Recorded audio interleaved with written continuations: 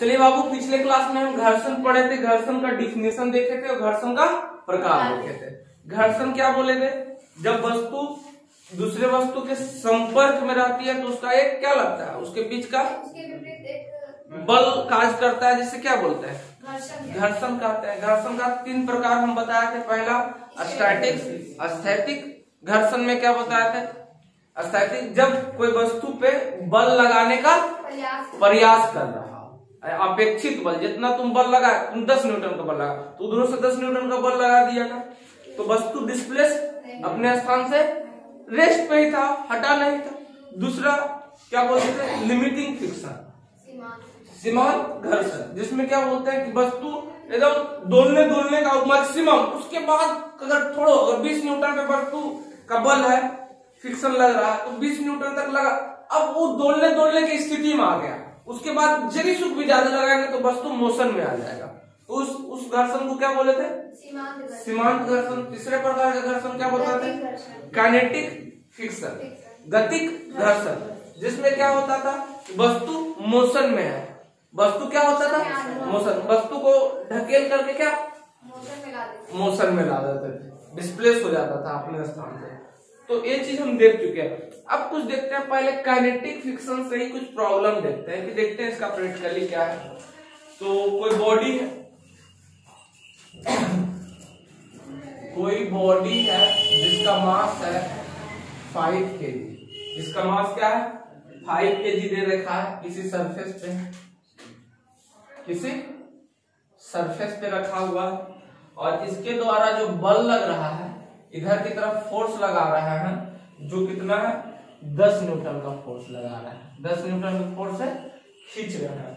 और इसका kinetic friction का मान जो है, जो कोएफिशिएंट ऑफ फ्रिक्शन होता है, वो दिया हुआ है 0.2। हम बताए थे काइनेटिक फ्रिक्शन में एफ के बराबर क्या बताए थे? म्यू के एन या आर, यही बताया था ना, ये चीज बताया थे, जिसमें फ्रिक्शन काइनेटिक फ्रिक्शन था और एक कोएफिशिएंट ऑफ काइनेटिक फ्रिक्शन था और एक नॉर्मल रिएक्शन था। ठीक है, इतना दिया हुआ। अब इसमें बोल रहा है क्वेश्चन नंबर 1, यही क्वेश्चन दिया हुआ है। ठीक है, इसमें बोल रहा है find friction force, friction force. दूसरा बोल रहा है इसका एक्सेलरेशन कितना होगा, इसका acceleration of 4 kg, acceleration of 5 kg body बनेगा। क्या बोले? जब वस्तु, अब इतना न्यूटन के बल इधर लग रहा है तो बाबू इसका नॉर्मल, सबसे पहले आप वस्तु का फ्री बॉडी डायग्राम बनाएंगे।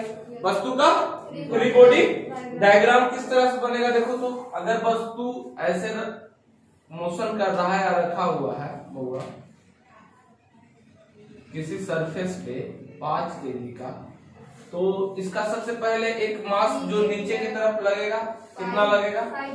5 mg, मतलब मास दिया हुआ है 5 इंटू जी लगेगा, 5g लगेगा नीचे की तरफ, 5g नीचे, ऊपर की तरफ नॉर्मल।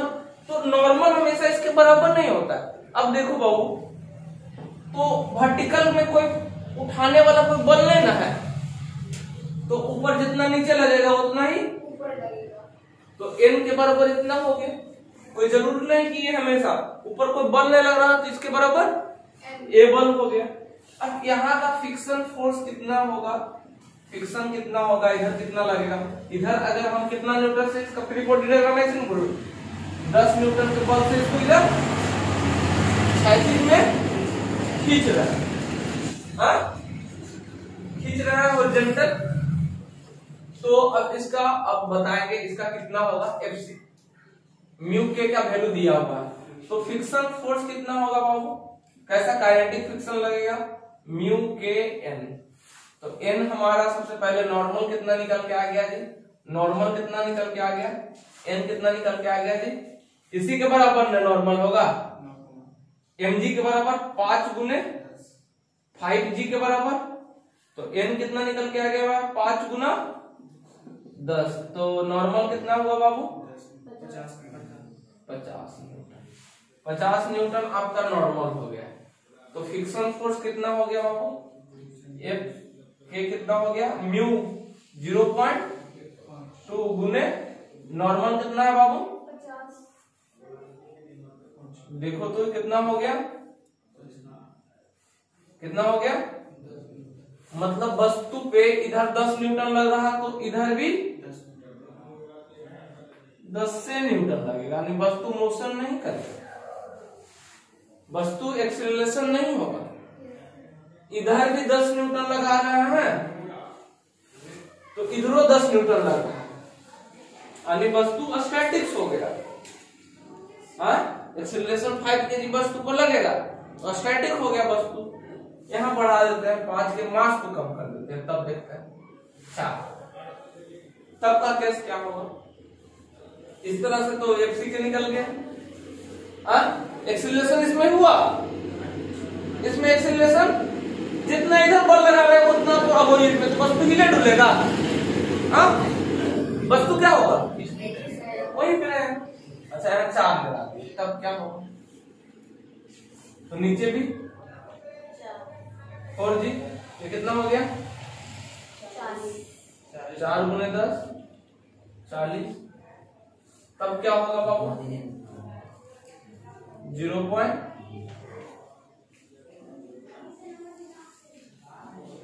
ऐसा नहीं होता है, लेकिन इसमें आ गया स्टैटिक कितना बल लगा, कितना हो गया बाबू?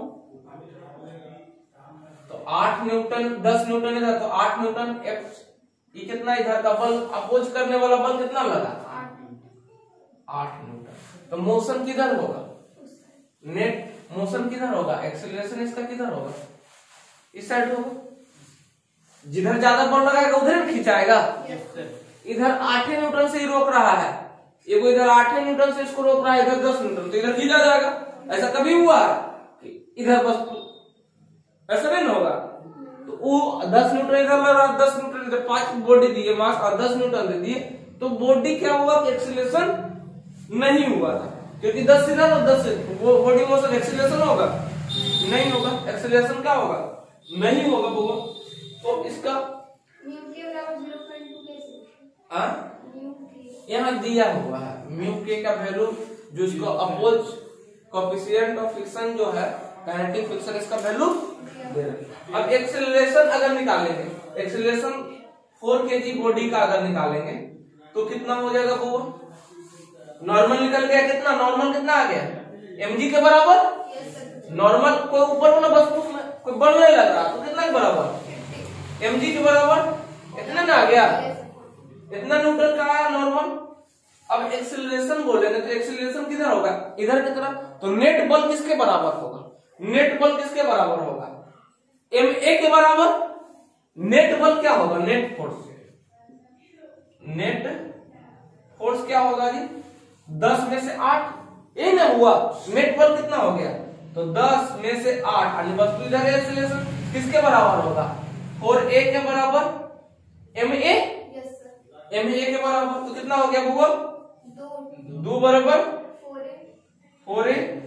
4a बराबर 2, तो a बराबर कितना हो गया? 2/1/2, मतलब 0.5 मीटर प्रति स्क्वायर।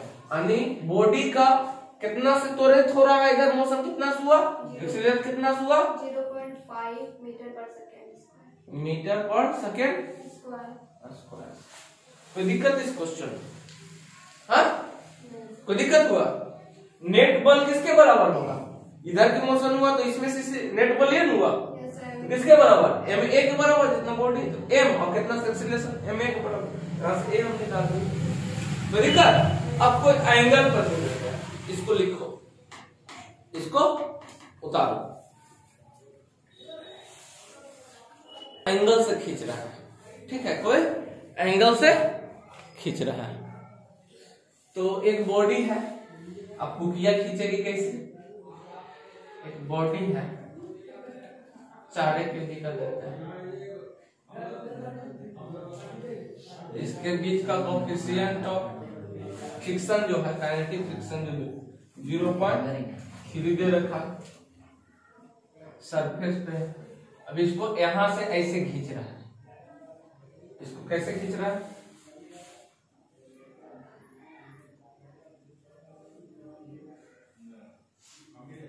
इसको 45 डिग्री के एंगल से इसको खींच रहे हैं। कितना बल लगा करके? कितना बल लगा करके? 10 न्यूटन का बल लगा करके, 10 न्यूटन का बल लगा। कितना बल?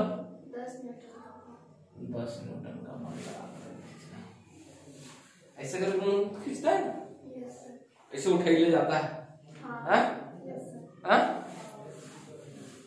तब इसमें पूछ रहा है नॉर्मल फाइंड, नॉर्मल फाइंड क्या चीज? पहला नंबर, दूसरा फिक्शन, तीसरा एक्सेलरेशन, 4 kg पर का कितना होगा? कितना चीज इसमें निकालना है? वो सबसे पहले इसका फ्री बॉडी डायग्राम, पहले इसका कंपोनेंट तोड़ दो। क्या kg का? ऐसे है, कितना न्यूटन के बल से खींच रहा है इसको ऐसे? इसका आर आएगा 20√3, 45 डिग्री का। तो इसका 2 कंपोनेंट टूटेगा, 2 कंपोनेंट टूटेगा, वर्टिकल और इधर। तो इधर का कंपोनेंट क्या होगा? इसके बगल में 10 न्यूटन है, तो कितना होगा? F cos theta, cos 45 degree, 45 degree होगा ना। यहाँ 10√2 दे देते हैं तो मजा आ जाएगा। 10√, इधर कितना ऊपर की तरफ वर्टिकल में कितना बल लगेगा? sin 45। ये दिया हुआ है म्यू के 0.8। अब देखो तो इसका कुछ वस्तु का फ्री बॉडी डायग्राम अगर हम बात करेंगे बाबू रे 4 kg बॉडी का, तो इधर में कितना बल लगेगा? यहां से देखो तो 10√2 1/√2, कितना 10 न्यूटन का इधर बल लगा। ऊपर की तरफ कितना बल लगेगा बाबू? कितना? इधर भी 10 न्यूटन, 1/45 का मान 10 न्यूटन इधर भी होगा, 1/√2 होता है। नीचे कितना लगेगा बाबू? mg के बराबर 4g के बराबर लगेगा, 4g के बराबर लगेगा mg। आइए को नॉर्मल लगेगा। पहले नॉर्मल फाइंड करना है, तो नॉर्मल कैसे निकालेंगे बाबू? नॉर्मल किसके बराबर होगा? n। कितना बराबर होगा नॉर्मल कैसे? n लग रहा ऊपर की तरफ और 10 लग रहा, तो और टोटली बल कितना लग रहा है? 4g। कितना हो गया बाबू? n + 10 बराबर कितना? इसका g का वैल्यू 10 ले लेते हैं, तो n बराबर कितना हो गया? 40 - 10, तो n बराबर 30 न्यूटन। आणि a टोटल निकला 30 न्यूटन। कितना न्यूटन? 30 n निकल गया। अब हमको फिक्शन कितना निकलेगा? पहला नंबर, दूसरा नंबर। फिक्शन कितना होगा? कितना होगा? काइनेटिक फिक्शन कितना होगा भगवान? क्या बताया थे? F के बराबर म्यू के n। हाँ, F के कितना है बाबू? म्यू के का वैल्यू कितना दिया हुआ? कोएफिशिएंट ऑफ फिक्शन कितना? अब ये कितना दिया? n का वैल्यू 30।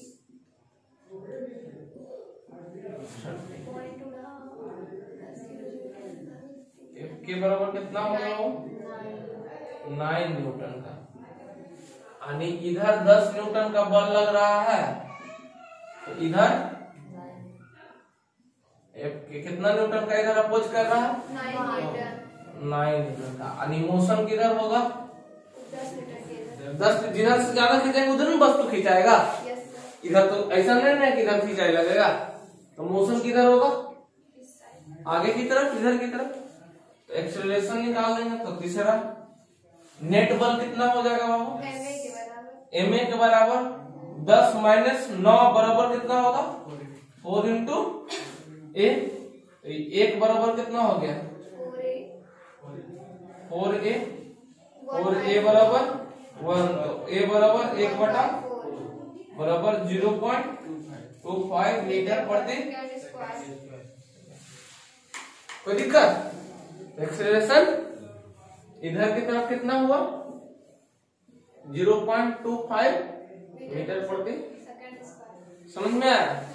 कल स्टैटिक का प्रॉब्लम देखेंगे। आज इतना तक रहने देते हैं। सब लोग लाइक शेयर सब्सक्राइब करना। पुकिया बोल दिए।